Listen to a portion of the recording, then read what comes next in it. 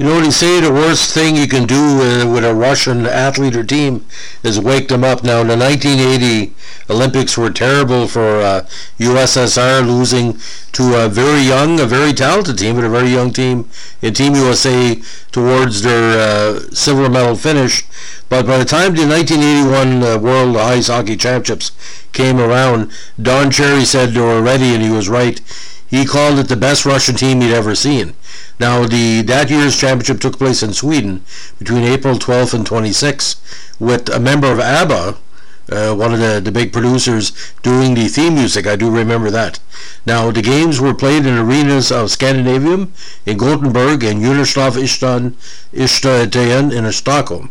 Now, 8 teams took part in the A division, first splitting into the 2 groups of 4, with the best 2 from each group advancing to the final round. These teams then played each other in the what he called the gold medal series.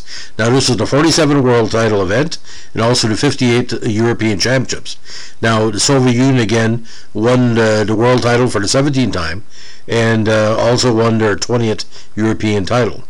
Now, the Dutch team had won Group C and Group B in successive years to play in this event, but did not fare well.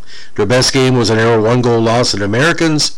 A goal was scored on a penalty shot by Dave Christian with 11 seconds left. It was their first appearance at the top level since 1950, and they have not returned since. Now, 32 games were played at the tournament. Total attendance was 171,000, or 5,400 per game. Sweden got silver, third place the Czechs, and again, Canada out of the medals. Now, in the opening round, Canada did well, winning 4-3 over Finland and 8-1 over the Netherlands. But, again, a big 8-2 loss to the Soviets. Most of the players on the team were holdovers or what do you call non-playoff players, or players that had just finished the first round of the playoffs. Now, Group 2, Czechoslovakia and Sweden tied at 2-1, with West Germany the number 4 team, and the U.S. Had a rough tournament, but he bet West Germany 10-6. Now, in the final round, Canada had a terrible final round, ladies and gentlemen, losing 7-4 to the Czechs, 3-1 to the Swedes, and a rough 4-4 tie against the Soviet Union. Lost 4-2 to the Czechs and lost 4-3 to the Swedes. Now, in the consolation round, the United States won 4, drew 1, and lost 1. Finland was 6th, Germany was 7th, West Germany, while Netherlands unfortunately was relegated to Group B after getting all the way up. Now, in the Group B event, Italy, the hosts, won, and they were led by former Pittsburgh Penguin amateur holder Wayne Bianchin, and backstop again by former holder Jim Corsi, which we did a story on him. Poland was second at 5-1-1, Switzerland 4-2-1, East Germany 4-1, Romania 2-5, Norway 2-5, Yugoslavia 1-5, and Japan 1 win and 6 losses. So, but Japan had quite a good tournament. They did. They weren't blown out except for a couple of games against Poland and Italy, and it was one of those events, as we say, for the approving Japanese team. They did defeat Yugoslavia. Sorry about that. Now, in the World Championship Group C, in the People's Republic of China, Austria was first, 7-0, followed by China, Hungary, Denmark, France, Bulgaria, North Korea, and Great Britain. So a very interesting tournament. Now, tournament awards in the A division. Peter Lindmark was the best goalie. Larry Robinson, best defenseman. Of course, that year Montreal was out of the playoffs, losing to Edmonton. Alexander Maltsev was best forward. Media All-Star team was Lindmark, top goalie. Defense, Robinson and Vasiliev.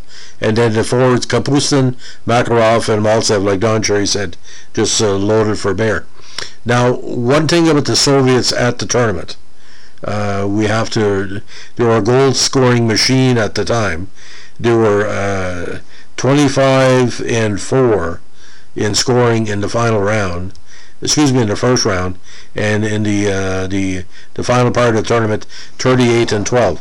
So they did tie 2 games, but they were just rocking for most of the tournament.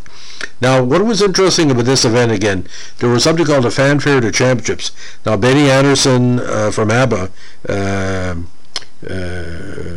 did the theme, but get this, it was later used as the jingle opening theme for the television special Dick Cavett Meets ABBA, aired later in 1981.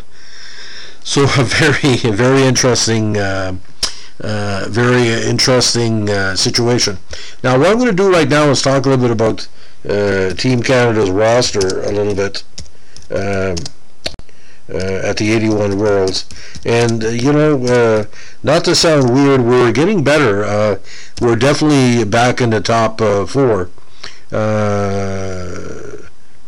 And it was something that was really drawing a lot of attention, because when we did go back, we needed to have a squad that was going to compete regularly.